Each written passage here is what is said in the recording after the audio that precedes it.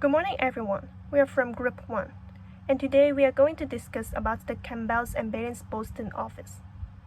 So here's our outline. We'll first talk about the background, followed by changes and to evaluate the changes implemented. And lastly, we'll provide some suggestions and recommendations.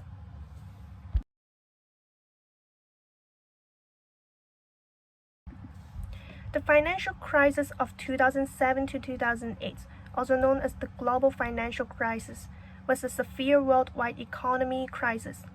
It is considered by many economists to have been the most serious financial crisis since the Great Depression of the 1930s.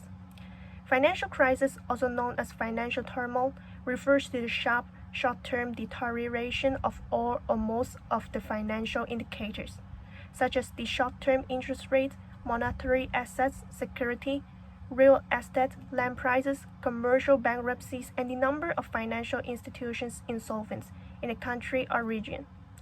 The international financial crisis is mainly manifested in the currency crisis. The main manifestation of market liquidity, credit crunch, market stagnation, a large number of transactions, market panic selling, confidence collapse. The subprime crisis refers to the volatility, panic, and crisis in the international financial market that began in the summer of 2007 because of the sharp increase in defaults and a credit crunch in the U.S. subprime mortgage industry. The crisis began in 2007 with a depreciation in the subprime mortgage market in the United States, and it developed into an international banking crisis with the collapse of the investment bank Lehman Brothers on September 15 of 2008. Excessive risk-taking by banks, such as Lehman Brothers, helped to magnify the financial impact globally. Our case is to analyze Campbell and Bailey's firm. Its sales was also affected by the financial crisis in 2007. It was forced to its limit. There are two main problems in the firm. Firstly, is the difficulties in mastering the steady stream of new and increasingly complicated debt instruments in the firm's salesmen. The sales team and customers were also encountering a hard time to keep the pace with debt instruments. Moreover, sales commission at brokerage firms were starting to flatten out.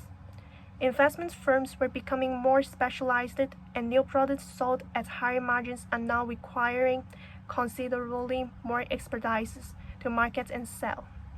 It was extremely difficult to recruit bond salespeople. In addition, CMB is losing businesses to their competitors due to the lack of detailed product expertise. Changes must be carried out as soon as possible. Secondly, is the bonus system of salesperson. It was almost solely based on annual sales volume, professionalism, and regional sales managers' own assessment. Therefore, the company have made a decision to make changes, and two strategy changes were made to the firm by Winston to support the sales growth and aim to make operation run smoothly. I'll now pass to my group mates, and he will discuss the changes implemented. Thank you. In order to deal with the problems, Winston carried out two changes. The first one was creating the key account team by combining 5 of the top sales generalists. In order to help the firm's salespeople better handle the steady stream of new and complicated debt instruments, Winston combined the top 5 sales generalists into the KAT and assigned them to a section of the firm. Their major jobs were to manage their customers and sell the product line. Instead of focusing on individual customers, the purpose of this change was to strengthen the expertise of the sales team to deliver product details.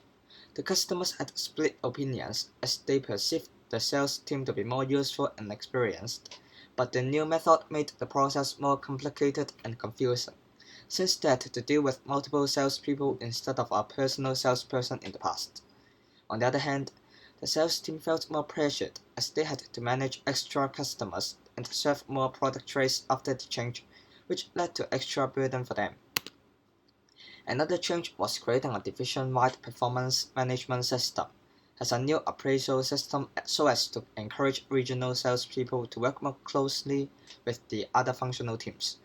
This new system aimed to improve the collaboration of the sales team and the cross-functional teams for the higher margin products. However, the sales team was frustrated with this change, as this appraisal method did not consider the manager assessments and the general sales volume.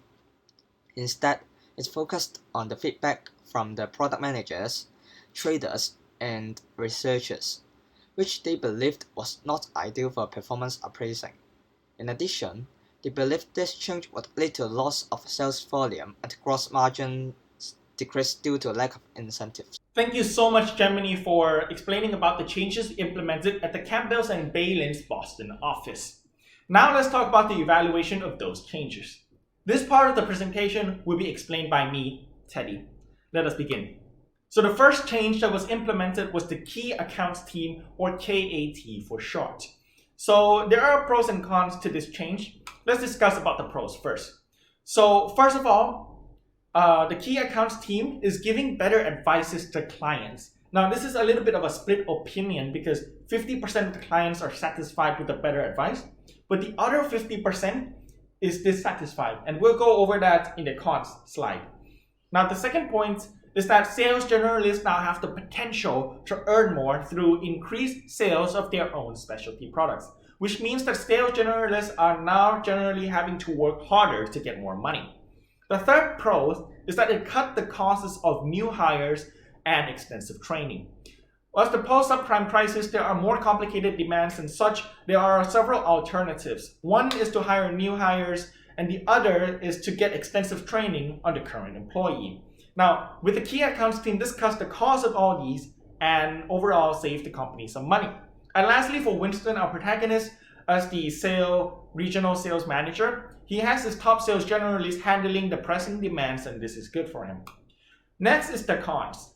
The first point is that the clients, the other half, the 50%, are now concerned about the complication of the process.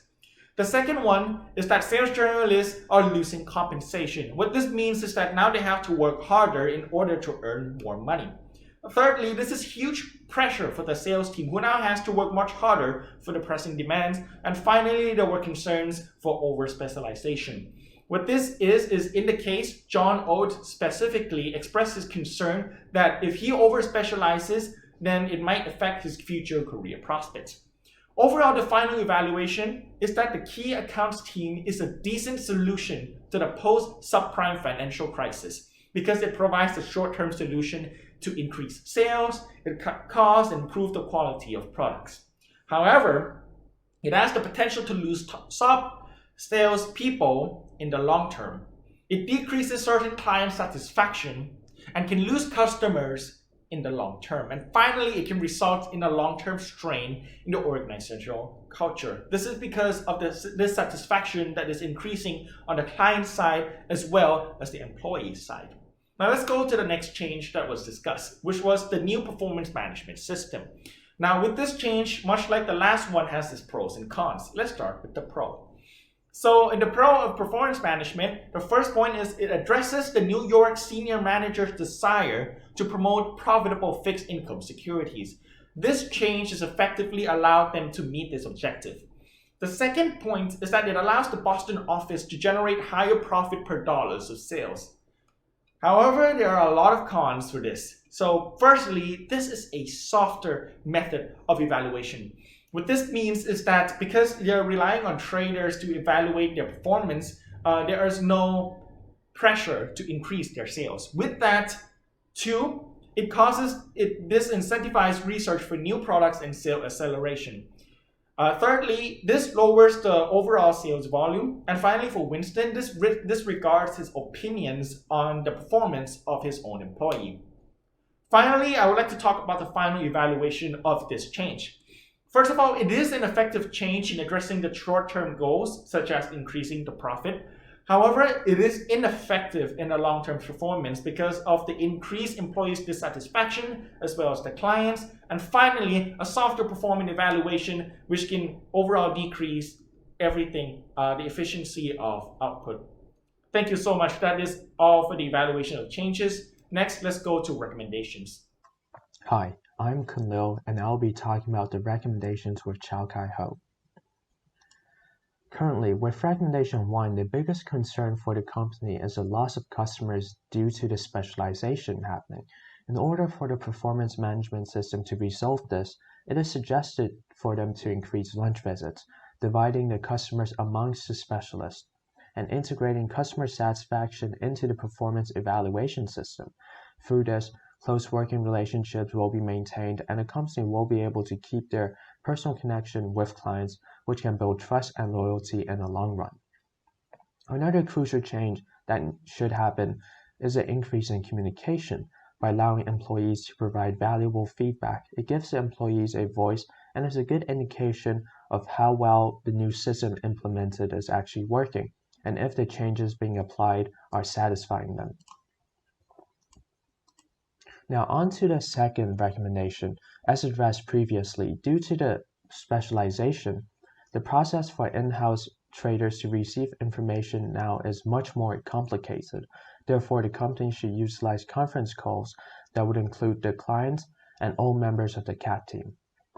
This would allow the client to receive all the information they're looking for at one time rather than having to make several phone calls to different people, which is a real hassle, and information tends to get mixed up when several phone calls are being made. So by using a conference call with all the members, it could really please the clients since they're now receiving more individual time. On the third recommendation, the company should develop a problem-solving group consisting of members from the key accounts team and hold weekly meetings. This would provide the employees with more opportunities to develop their personal soft skills. The purpose of each meeting would be to increase communication within the company so all members are well informed of any major decisions. It is another way for the group members to express any dissatisfaction with the company, and therefore this would be part of the voice section under the job dissatisfaction response chart. In addition, they should implement a job rotation system with rotations quarterly. That's about every 3 to 4 months. This job rotation will increase the employees' motivation as it will reduce the fear of future job prospects for the employees since they can learn a wider range of skills. However, the company should still retain some of the specialized roles since it increases productivity. And now, I'll pass it along to my next group mate. I am now going to talk about the following recommendation. So, another concern for their firm was the bonus system of the salesperson. Although Campbell and Bailey's firm had implemented the new performance management system to accomplish the intended goal and the desire of the New York senior management, it brought negative effects on the satisfaction of the employee. Since it only focused on the feedback from the product manager, traders, and researchers, and ignored the consideration of the management assessment and general sales volume. Employee dissatisfaction and lack of incentives have occurred. Addressing the problem of employee dissatisfaction, we would like to recommend that there should be some recognition and reward from the senior management to the employee. For instance, a day's additional holiday, a gift card, a movie ticket, or etc.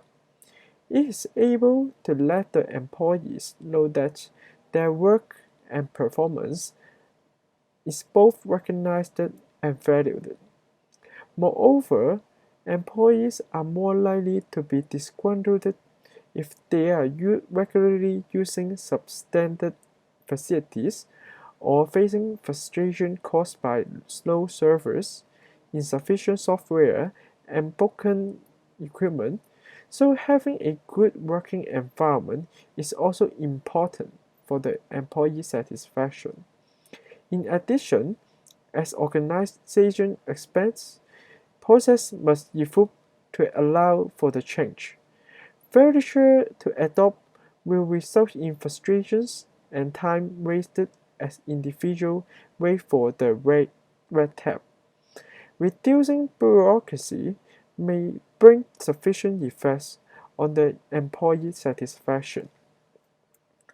About lack of incentives, it leads to a decrease in sales volume and gross margins, so developing an incentive plan should be a way to get along with this problem.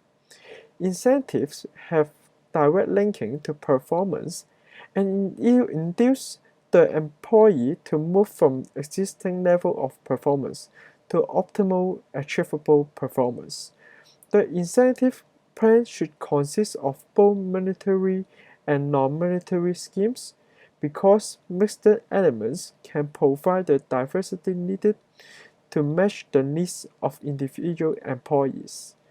Also, it should be properly communicated to all the employees of the organization to encourage individual performance, provide feedback, and encourage redirection. Firstly, offering specialized training. The key to making this work is to allow the high-performing individual to choose the type of training they most value. Secondly, retention bonus reward employees for staying with the company for a particular amount of time or for a specific event.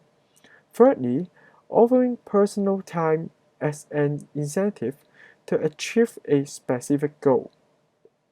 It is hoping that the incentive plan can increase the productivity of individual as well as group, reduce per unit costs, and increase employees' earning, improve industrial and interpersonal relations, and finally increase profit of the organization.